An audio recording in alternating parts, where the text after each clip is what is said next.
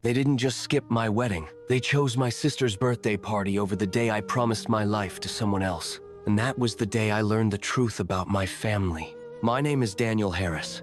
I am 27 years old, and this is the story of how my own parents taught me that love has conditions and how I built a life strong enough to walk away from them. The wedding hall smelled like fresh flowers and polished wood. Soft music floated through the air. Guests filled the seats, laughing, smiling, adjusting their clothes.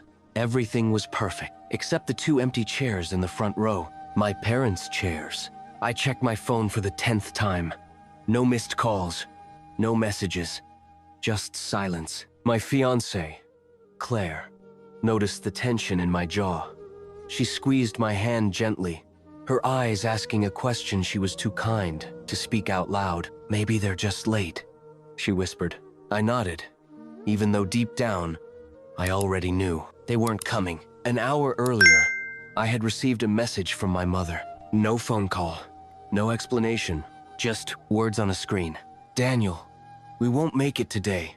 Lily's birthday party is happening, and she really needs us. You understand, right?" I read it 3 times. "You understand, right?" I didn't reply. What was there to say? Growing up, I learned early that love in our house was not evenly distributed. My younger sister Lily was the center of the universe. Every room rotated around her. Every decision bent in her direction. When she cried, my parents rushed. When she laughed, they celebrated. When she failed, they comforted her. When I succeeded, they nodded. When I struggled, they told me to be strong. I became good at being invisible. When I announced my engagement, my parents smiled politely. "That's nice," my mother said. My father asked, "When is Lily's birthday this year?" I laughed it off back then. I shouldn't have. Back in the wedding hall, guests began whispering, "Where are his parents? Maybe there was an emergency? Is everything okay?" I smiled. I always smiled. I had spent my whole life mastering that skill. The ceremony started without them. As I stood at the altar, saying my vows, a strange calm washed over me. Not happiness, not sadness, acceptance. This was who they were. After the ceremony, while guests congratulated us and cameras flashed, I slipped outside for air. The evening sky was painted with soft orange and purple hues. Somewhere inside, people were laughing, celebrating love. My phone buzzed again. A picture. Lily standing in the center of a brightly decorated room, balloons everywhere. A cake, almost as big as her smile. My parents stood beside her, arms wrapped around her shoulders. The caption read, "My world. Happy birthday, princess." I stared at the screen until it went dark. That night, something inside me hardened, not into hatred, into resolve. Marriage didn't magically heal the wounds my family left behind, but it gave me clarity. Claire never asked me to confront them. She never pushed. She simply stood beside me, steady and patient. "We'll build our own family," she said one night. "One that shows up." And we did. I threw myself into work. I wasn't born wealthy. I didn't have connections. What I had was hunger. I worked longer hours than anyone else. I learned from failures that would have broken weaker people. I sacrificed comfort, sleep, and social life. While Lily enjoyed vacations and parties funded by my parents, I built something from nothing, quietly. Years passed. Success came slowly, then all at once. By the time my business crossed 6 figures, my parents barely noticed. When it crossed 7, they started asking questions. "How are you doing so well? You must be lucky. You should help your sister sometime." I smiled again. That same old smile. Then came the call. Late at night, my father's name on the screen. I answered. "Daniel," he said, his voice tense. "We need to talk." That was the first time in years he sounded unsure. "We're in trouble," my mother said softly in the background. "How much?" I asked calmly. There was a pause. $50,000.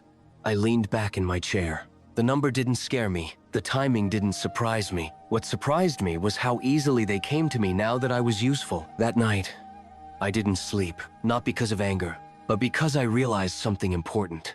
They didn't miss my wedding by accident. They chose. And now, they were choosing again. The days after that call felt heavier than usual, not because of the money, but because for the first time, the truth was undeniable. They didn't reach out because they missed me. They reached out because they needed me. And that realization changes a person. I didn't call them back immediately.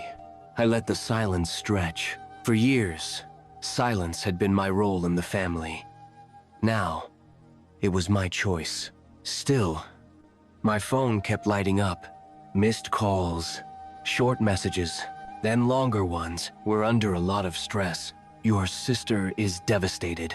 You're the only one who can help us. The same people who skipped my wedding without hesitation were now framing me as their last hope. I read every message carefully. None of them said sorry. I remembered the weeks after my wedding, how my mother never called to ask how it went, how my father sent a short text days later. Hope everything went fine.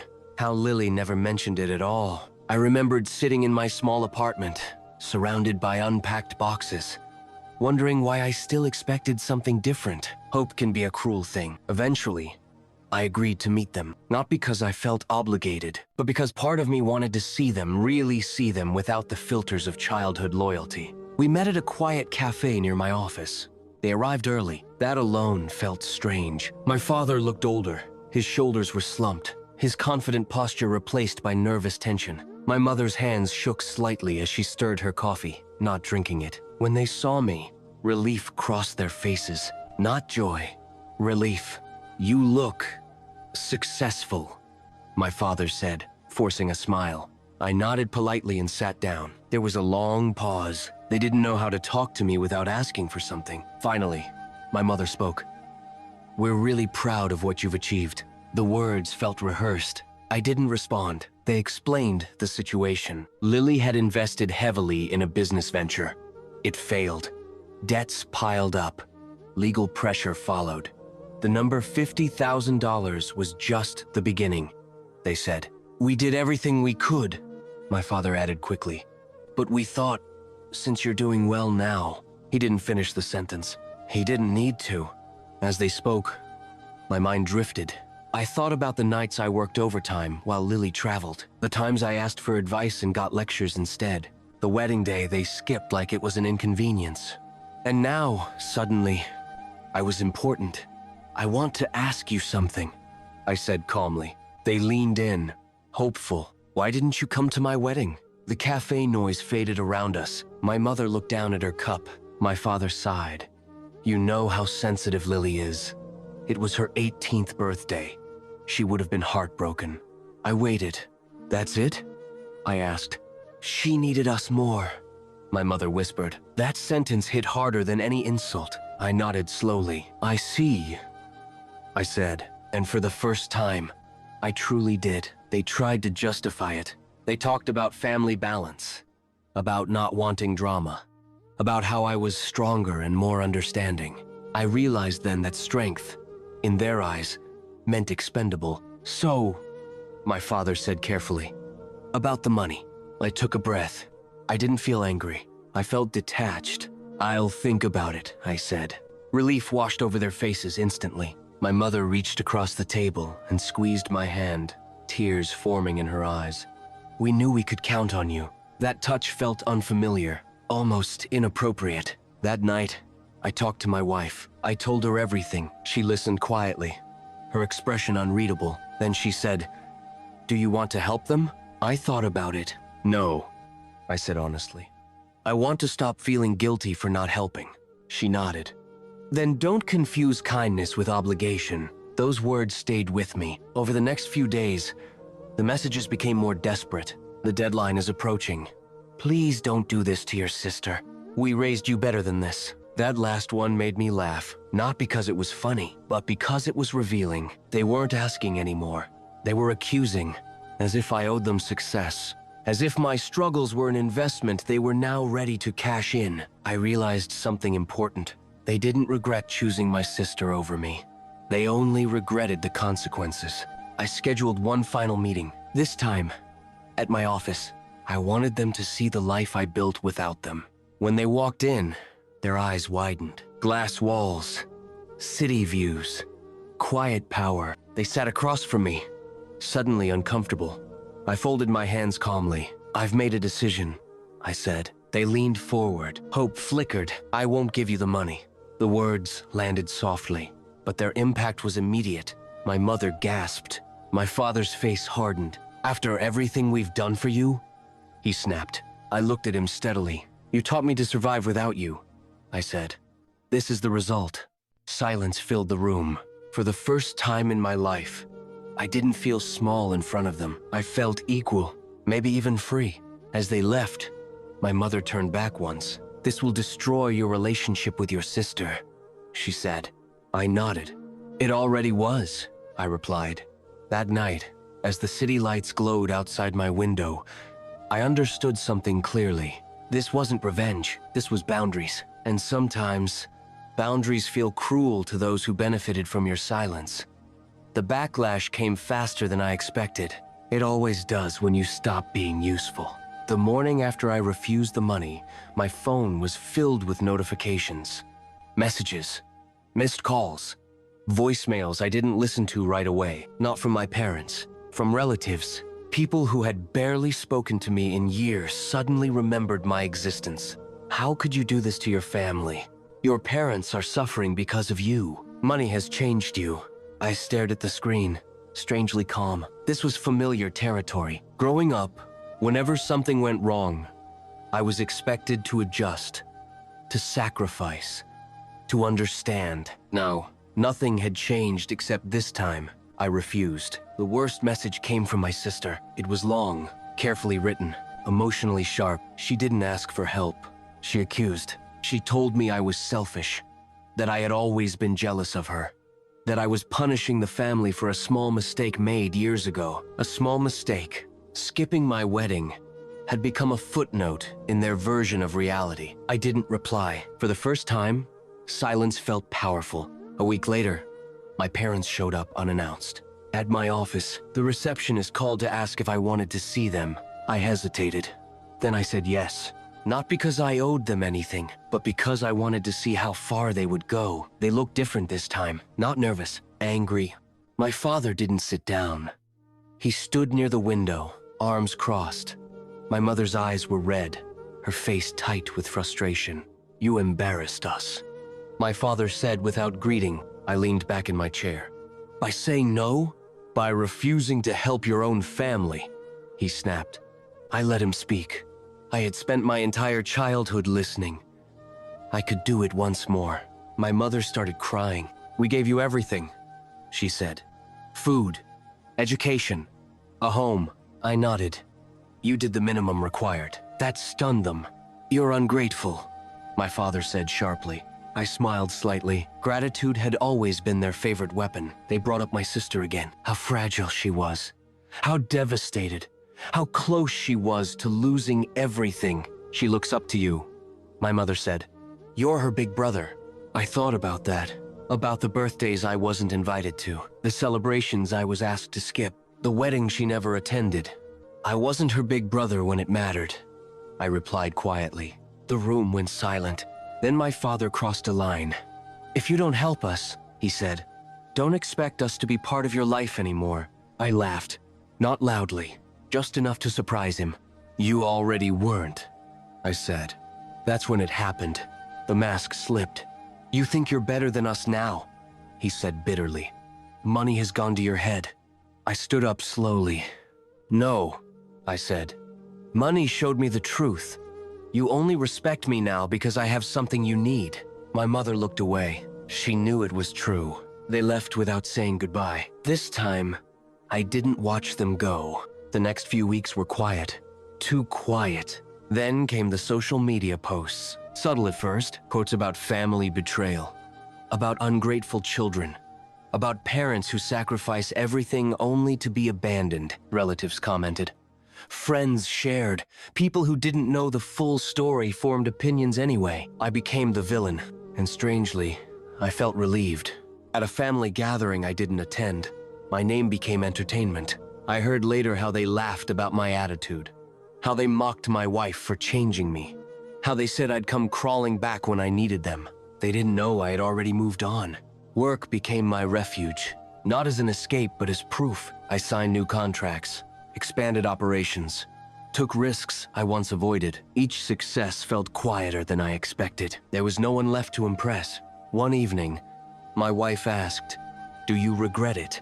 I thought for a long time before answering. "No," I said, "but I'm grieving something." "What?" "The family I thought I had." She nodded. "Grief doesn't mean you were wrong." Then came the breaking point. A mutual acquaintance called me late one night. "I thought you should know," he said hesitantly. "Your parents told people you refused to help because you hate your sister." I closed my eyes. Of course they did. They needed a story where they weren't responsible. I realized then that silence had done its job, but it was time for something else. Not revenge, not confrontation. Distance. Permanent distance. I blocked their numbers, all of them. Parents, sister, relatives. It wasn't dramatic. It wasn't emotional. It was necessary. In the weeks that followed, something unexpected happened. I felt lighter. I slept better. I laughed more. The constant pressure to prove my worth disappeared. For the first time, I wasn't living under anyone's expectations. One afternoon, standing by the window in my office, watching the city move below, I understood something deeply. They taught me how to survive without love, and I taught myself how to live without approval. But the story wasn't over, because while I was building peace, they were building resentment, and resentment always comes back for payment. The silence didn't last forever.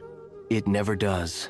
I heard about my parents' situation through people I barely remembered knowing. At first, it was whispers, then confirmations, then facts. The money problems didn't go away after I said no. They multiplied. Lily's failed investment dragged my parents down with it.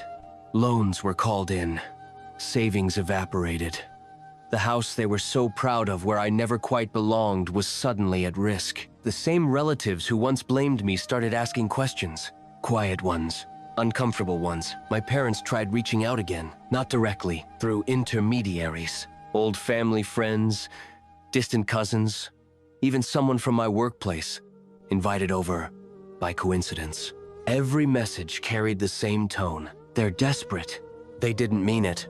Family should forgive. None of them asked how I was. One evening, I received an email, long, emotional, carefully written, from my mother. She spoke about regret, about mistakes, about how parents sometimes fail without realizing it. She mentioned my wedding finally. "I didn't think it would hurt you that much," she wrote. That line stayed with me. Not "I'm sorry," just "I didn't think it mattered." I didn't reply, not out of cruelty, but because I knew now any response would reopen a door I had closed for my own survival. Weeks later, something shifted, publicly. A legal dispute involving Lily became news within certain circles. Not headlines, but conversations. Her name started carrying weight. Not admiration, concern. Investors backed away. Friends disappeared. The lifestyle shrank rapidly. And suddenly, the family image they had protected so fiercely began to crack. At a charity event I attended for work, I ran into someone unexpected. An old family acquaintance. She looked surprised to see me, then hesitant. "I heard everything," she said carefully. I raised an eyebrow. She nodded. "People are starting to understand." I smiled politely. Understanding always comes late. The real moment arrived one afternoon when my father showed up. Alone, unannounced, at my office building. Security called me before letting him in. I stood by the window for a long moment before answering. "Let him up," I said. He looked smaller than I remembered, not physically, emotionally. The man who once controlled the room now stood awkwardly, hands clasped, unsure of where to sit. I didn't offer him a seat. He didn't ask. "I was wrong," he said finally. No anger, no excuse, just that. I waited. He swallowed. "I chose convenience over fairness. I chose peace over you." That was closer to truth than I expected. "I can't undo it," he continued. "But I need you to understand we didn't think you'd leave." I met his eyes. "That was the problem," I said quietly. He talked about pride, about fear, about how easy it was to rely on the child who never complained. "You were always strong," he said. I shook my head slowly. "No," I replied. "I was just quiet." He asked for help again, not directly. He spoke about family legacy, about forgiveness, about starting over. He didn't mention the money, but it was there, hovering. I took a breath. I won't give you $50,000, I said calmly. And I won't save Lily. His shoulders dropped. But, I continued, I won't destroy you either. He looked up. I explained I would cover legal consultation fees, help stabilize the situation not for them, but to prevent long-term damage. No cash handouts, no resques, no dependents. This is the last thing I'll ever do, I said. Tears filled his eyes. Not relief, regret. He nodded slowly. I understand, he said. I wasn't sure if he truly did, but it didn't matter anymore. After he left, I sat alone for a long time. I didn't feel victorious. I felt complete. I had faced them without shrinking, and I had walked away without hate. That night, my wife asked, "Are you okay?" I smiled softly. "Yes," I said.